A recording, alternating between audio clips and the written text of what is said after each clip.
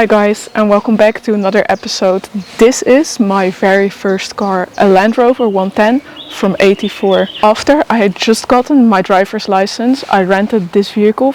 I then took it across an amazing trip through Scandinavia. During that trip, I fell in love with the car, and upon return, the owner jokingly asked me, "Don't you want to buy it?" I had to sleep on it for a night and then sealed the deal. A Land Rover as my very first car. It just doesn't get better than that.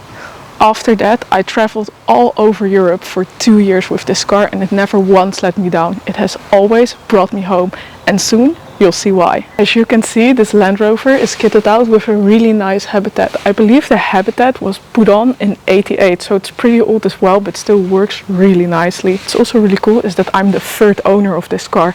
It only has 165,000 kilometers on the clock, and I'm still in contact with the first owner and the guy I bought it from. This was actually the first high-capacity pickup truck delivered to the Dutch market. It used to be a showroom model. The first owner did a ton to it, put on the habitat, and also did an engine swap that I'll show you guys in a bit. What I really like is that this car has a ton of history, and it's all been documented. I have 3 big maps with history on it. The first owner also traveled all across the world with it. First without the habitat, just as a pickup, and then later on he put this on for comfort. When he got too old, he sold it to his friend because he was simply too old to get in and out of the car and use it like it should be used. The guy that bought it from him traveled with it some, but he also had a company that rented out camper vans, but way more modern ones than this old Land Rover. So after I had rented it from him, he asked me like, "You enjoyed driving it so much, like don't you want to buy it?" I don't really want to rent this car out to people because it's pretty specific and you need to treat it kindly, you need to be gentle with it.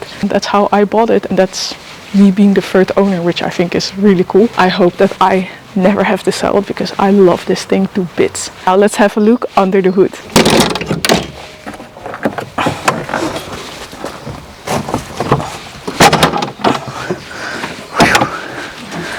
There we go. As you can see, my Land Rover doesn't have a Land Rover engine. The first owner dropped a 6-cylinder Mercedes turbo diesel in it, and this is the reason it has never left me stranded. Not only the engine, but also the gearbox has been changed to Mercedes. That's the 722.4 automatic transmission. The only part that's still Land Rover is the transfer case, and this is also the only part that leaks. The wiring loom and all the electrics in the habitat have been upgraded. I changed all the oils and the brake fluid, and I'm taking it to Scotland this Saturday. I'm really excited to take my Land Rover that I named Finn out on a trip again.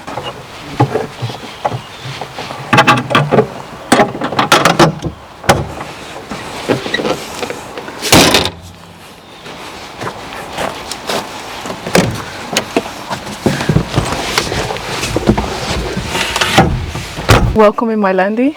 Let's start it up.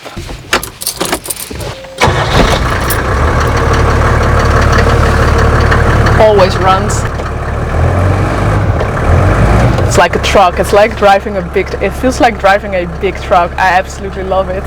Now let's have a look at the inside. The inside has been refreshed about a year ago, and I think it looks really nice, even though there's not a ton of space in this pickup truck because it's a high capacity one, but I think we did a nice job on the interior, so let's have a look. The inside of my Landy. All the gauges, speedometer.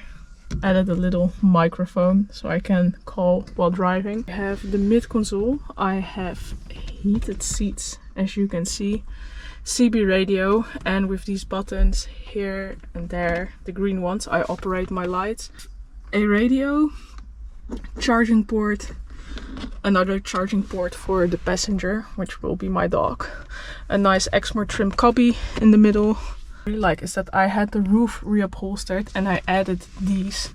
This makes a massive difference. Before I didn't have this, and then the sun is just shining in your eyes, but this also makes it look a lot bigger. That's basically it. Here's the shifter for low range. Again, I said this is an automatic, and this is my gearbox. I have some nice speakers installed. There's a big one there as well. Just updated it basically, which I think turned out very nice. Like, people always recognize me when I'm driving this thing because it's so hard to miss. I think the only downside, well, it's a down and an upside, is its height. It's almost 3 meters high, which does allow you to stand up inside, but again, it's not a folding down roof, so you are somewhat limited, and it does lean a bit when you go on really steep off-road, and that can feel a bit tricky. So we've seen what's under the hood and in the cockpit. Now let's have a look inside the Habitat, my little home on wheels.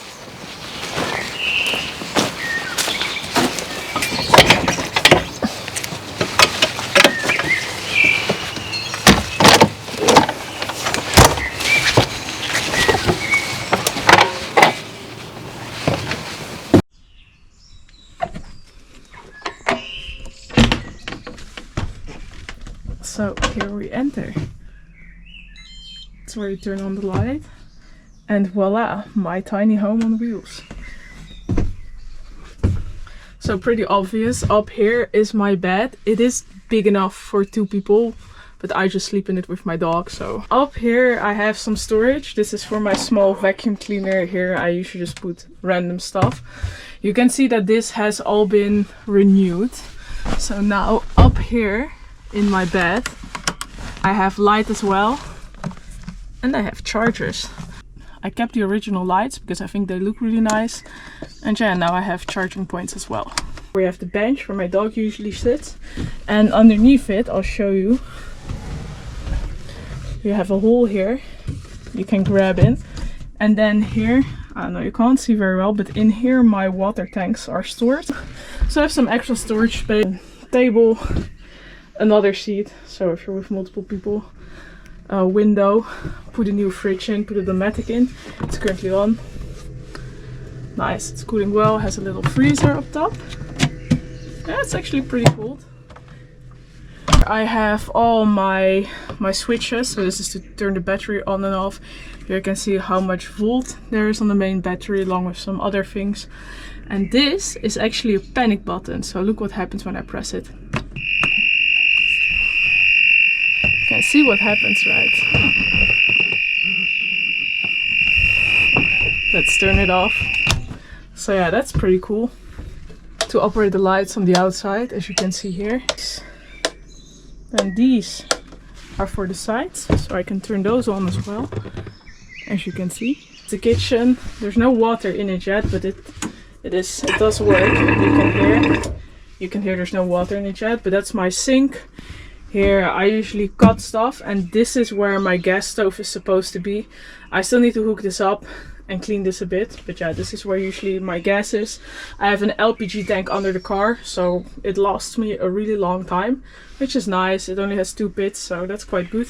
Here I have storage, quite a bit of storage actually. And here I usually store all my cookingware. You can see that it's quite big. There's still some dog food, but yeah, they're pretty big. Here's the control panel for my heater, which comes out there. There we have even more storage. You can see I have some pots and pans in there. Other side as well. Yeah, I usually store my cleaning supplies because it's under the sink, so I thought that kind of made sense.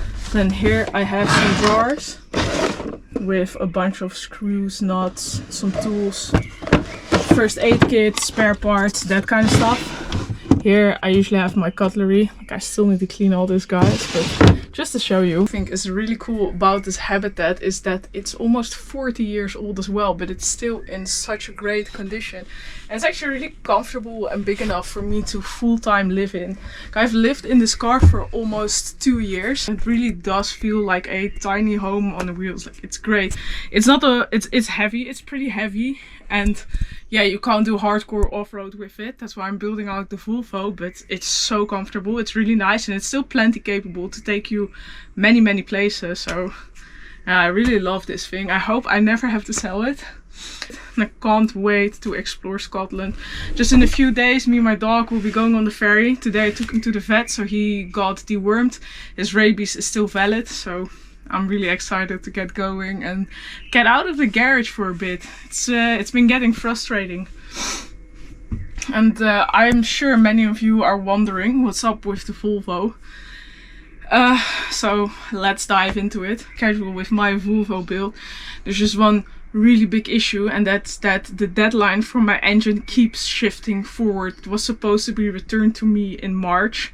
Well, we're in June right now and it's still not back, and they still cannot tell me when it's going to be back, and this is really demotivating. So I've now just built the chassis back up and built the body back up kind of as far as I could go without the engine, and then once I have the engine returned to me, I will continue putting it back together. It's a shame, I would have really liked to travel with it this summer, but this is out of my hands. I'm going to take my Land Rover now and take it on a trip so I can escape the garage for a bit. But as you can see, this thing is pretty damn comfortable. What's also really cool is the light up here, so it goes by touch. I also kept like yellow lights for everything because that's how it was originally, and I think it creates a way nicer ambience. Then another thing that I have is I had this fan installed in the roof, and it can blow air in and out. So let me turn it on. And this is perfect when you travel to hotter places because you just have air circulating all the time. See, now it's turning on. It goes up a bit and it turns on. Also these lights are super nice. Just gives a really nice ambient. Makes the whole place feel very cozy. So yeah, now it's on and now it's sucking the air out, and I can immediately feel now that I have the door open still that fresh air is flowing through the habitat. So that's going to be great for traveling in summer. I really hope you guys like my Land Rover tour, the tour of my little home on wheels. I'll be doing another video when I get to Scotland. I'm super excited to travel. I want to thank you guys so much for watching. I'm so excited to head over to Scotland and we'll definitely be making videos about that. I love building the Volvo, but overlanding is my real passion and I haven't been doing it for way too long. So my apologies that I'm a bit late for uploading. I unfortunately had to undergo an unplanned surgery and I had a really bad reaction to the medication that they gave me, so I was out of it for a bit, but I am doing much better now. So thank you for your patience, thank you for watching, and I'll catch you guys on the next one when I'll be in Scotland.